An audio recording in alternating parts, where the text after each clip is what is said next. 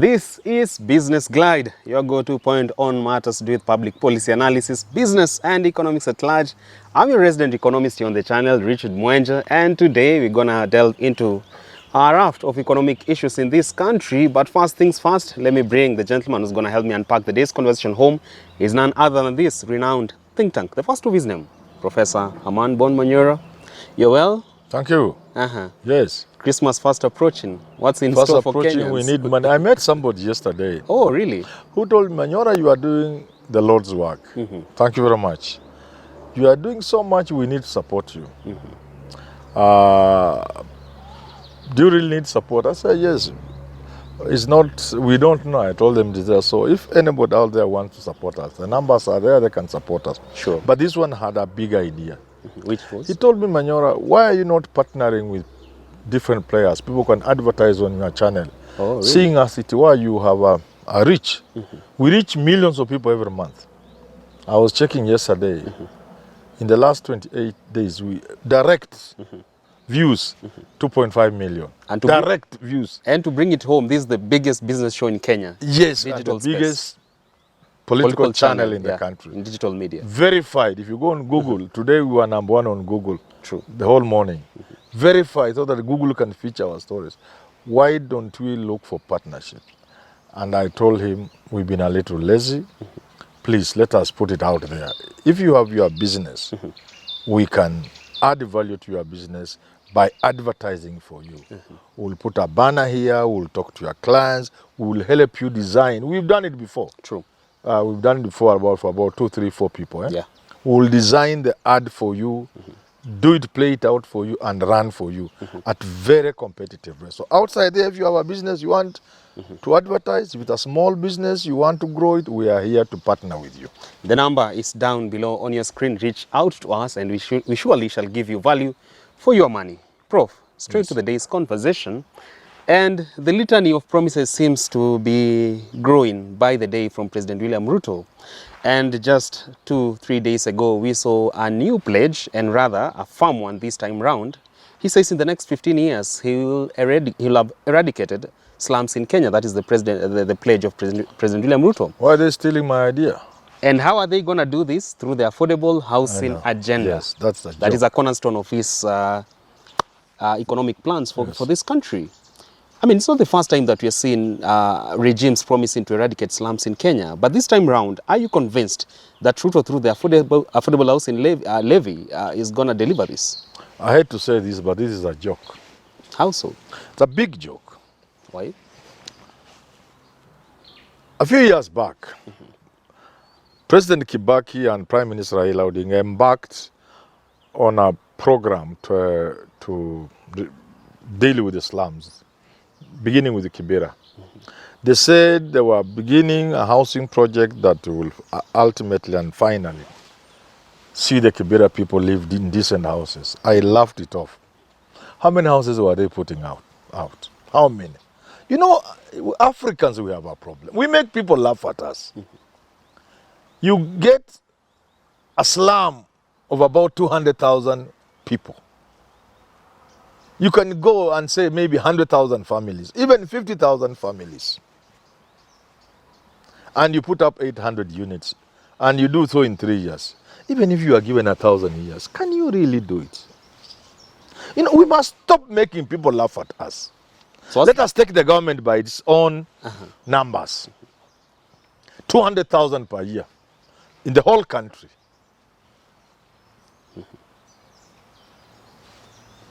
First of all, they will not achieve it. There's no evidence they can achieve 200,000. But even if they were to achieve 200,000, can they eradicate slums with that? Here we're looking at 15 years. 15, can you? Period of time. How? 15 years. Within that 15 years, please, I'm going to get annoyed with you. How many people will be in Kibra alone in 15 years from now? Let me tell you this. Over 70% of Nairobi people live in slums. 70%? Over 70%. Don't listen to any figure somebody gives you. Just walk around. People who have no access to water, to sanitation. Over 70% of the city. I remember well around 1985, I can't remember the year, a film based on the reality in South Africa, Cry Freedom, in which Steve Biko is working with, okay, somebody acting Steve Biko, working with somebody Woods, a white man. And he takes him to Soweto. And this white man, Woods, says, hey, do people live here? How do they live? Steve Biko tells him. It's Steve Biko, somebody, I think Steve Biko. But an actor, not... this is where 85% of your countrymen live. 85% of the countrymen. Slums of Soweto. That's what he was telling him. Then, today in Nairobi, my conservative estimate, I've never looked at any document. So don't take me, say, Manyora, your figures are wrong. I'm just saying from what I see. World Bank reports. An intelligent guess, I've not looked at those documents. More than 70% of people in Nairobi will be living in those slums. How can you eradicate slums in 15 years when you are putting up 1,000, 2,000 units in a year? It can't work. The challenge before was the financing from the side of government. Now they believe with the housing levy on board. No, it's not housing levy. That's a scam. It's not housing levy. It is not money. It is ideas. How do you eradicate slums in Nairobi? How? Where does that journey begin from? Where do you begin? You look at what is the problem. Why do we have a housing problem in Nairobi? The land question, perhaps? Number one, just do the first thing. Let the president do the first thing. One, which is follow the law. Nobody is supposed to sell land in a municipality, in a town. Land is not for sale, least of all for speculation. In a town, in a municipality, you are allocated land for free. You develop it within a specified period. It used to be 48 months. It should be less now because things can move fast. You say, we have set aside this parcel of land in Nairobi for this kind of development, controlled development. You can't put up your own thing. You apply and you are allocated. Put up, if it is flats, if it's bang, whatever, within 48. If you don't, that land comes back to the city, to the allocating authority. If we did that, we will open up space. And the cost of houses will go. I don't know what they get. I get it. If you look at the cost of a house in New York, in Tokyo, Japan, Tier 1 cities, in Berlin, and then compare to the cost of house in Nairobi, you will not believe it. It tells you there's something wrong. And what is wrong is people are allocated land, they hold it for speculative purposes, or sell it. Then you have to factor the cost of the land in the house becomes too expensive. So that's the first thing government can do. The second thing government should do and can do and should do, is to descend on all empty plots in Nairobi and its environment, whatever. Those held for all speculative Nairobi, purposes. Kitengela, Ngong, Ngatarongai, Ruiru and all. Ruiru. Anybody having a parcel of land, a plot which is not doing anything, government should get it and give it to those who can develop it. That's number two. Number three, develop outer cities. Tattoo City, perhaps? Something like that, but that is capitalist. Develop social cities. Go to a place like, for example, between Ngong and Maimayu, there's a whole tract of land where you can put up 1 million houses if you wish. And then supply it with a rail line, roads, Auxiliary services. and all the infrastructure, schools and everything. And allocate even certain industries that are not of a polluting nature, certain economic activities, so that the people may find it is easier to relocate from Nairobi industrial area to those here, so long as they are not polluting the environment, because then that's a human settlement. You see that kind of thinking? What is the president doing? Why can't he give me that job?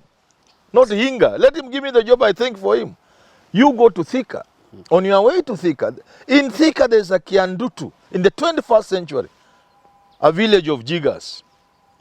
And it really looks Jigas, and people really, it's called Kiantutu. In Gekoi means a place of Jigas. And yet, around Thika, people are planting pineapples in town. Strategic investors, those ones. No, you look for a place where they can plant pineapples. You put that place for human settlement, for example. I'm just saying, for example. People are planting trees. Commercial trees. Trees, Kakuzi. I have nothing against them.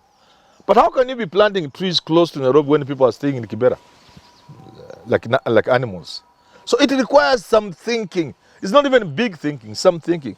But this nyundo wanagonga hapa nyumba mbili, you cannot eradicate slums with that. So would you say that the president's pledge to eradicate slums it's just a joke. Within the next 15 years was an attempt at populism? Even if you gave him 100, you can't.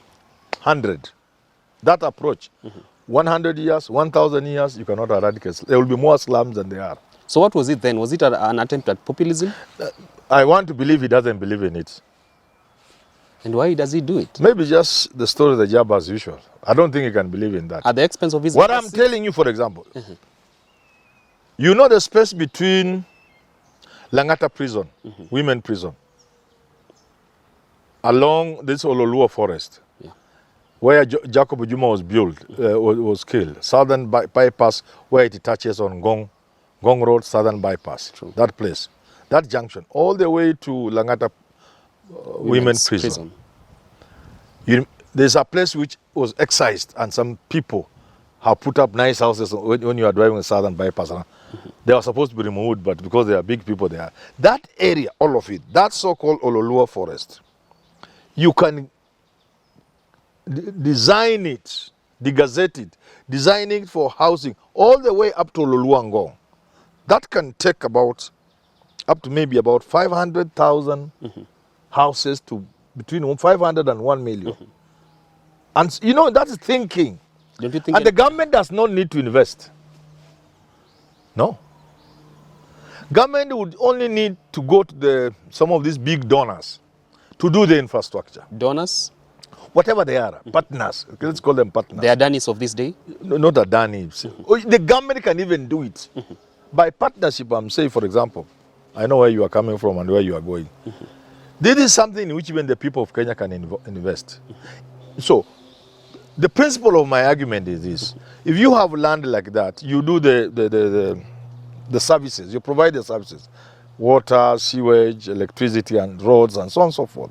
Then you ask Kenyans, do you have the capacity to do a 10-story building of this nature? Prove to us you have the capacity. We give you the place free. We will only charge you to contribute toward the money the government put in those services, the roads, the electricity, the sewage, and so on and so forth. You get it? We give it to you for free. Among the conditions, we shall set a ceiling for rent or for selling. Beyond which you cannot charge. So that is how you can have slums. If I was president of this country, 5 years is, you'll see results. Kenyans are very enterprising. If you give them free land, serviced, tell them mweke nyumba inai for this category of Kenyans who pay not more than 10,000 per month, not more than 15,000, not more than 20,000. This category of houses. In 3 years, you'll have 1 million houses. You've mentioned about... 1 million units.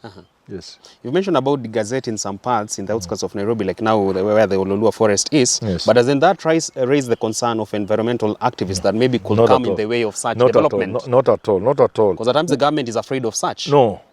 We don't listen to foolish people. This is our country. The concept today is green cities. You green a city. A green cities are a cities that develop with many walkways, more space for people to walk than vehicles. The carbon footprint. Yes. With trees and flowers, flora everywhere. So when you look from far, you can see a forest, but it's an estate. No, these ones we are calling a forest and people have taken all the trees. They have only left the outside to deceive you there's a forest. There's no forest. A smoke screen? Go to Ngong, where Saitoti crashed. From outside, you see a forest. Inside, there's no forest. Someone might be looking at your submissions or really listening to it, and they said, if Manyora becomes the president, then we're not going to have Nairobi National Park again. That one I'll remove. We cannot have animals roaming in the street when people are staying in Kibera. That one I'll remove. Look at the prestige I that's given this don't country. listen to anybody. I'm not going to listen to any idiot. They only sit with a national park. In the world, how? In the world. Why don't others have them? Ati Simba wanatembea hapa na watu wanakaa korogosho. Watu ndio watakaa hapo. CS Rebecca Miano might be watching this clip. And you're now a threat to she her. Doesn't have to be watching. Someone take it to her.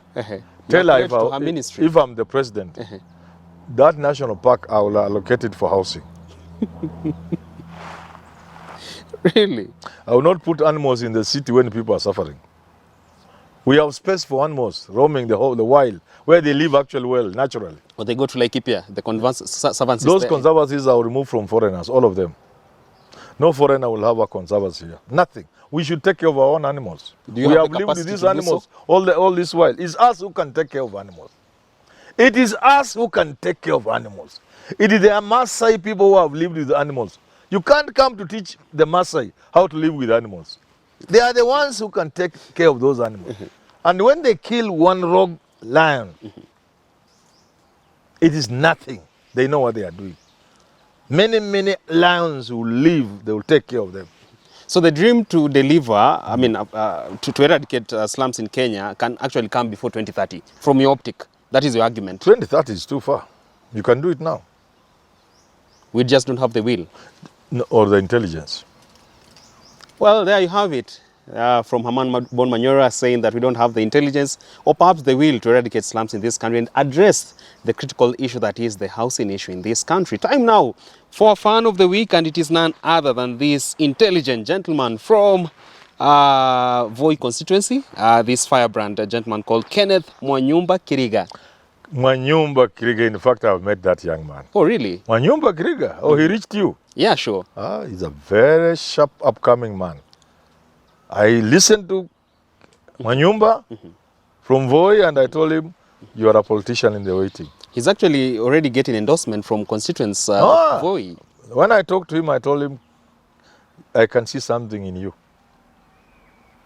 You'll become a leader in this country. Bigger than Mutuses of this day? No, let's not bring other people. If this young man goes for a parliamentary seat, I will support him. He looks like he can be an MP. Good one.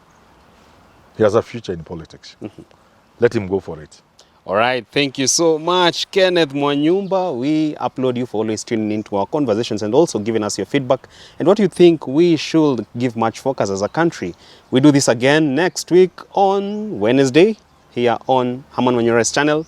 Keep us engaged, subscribe to the channel, and get me at Mwenje Richard on X and on TikTok. Find Professor Manyora at H Manyora on X. Until then, do enjoy the rest of your viewing. Up next on your screen is the Business Glide African Proverb of the Day.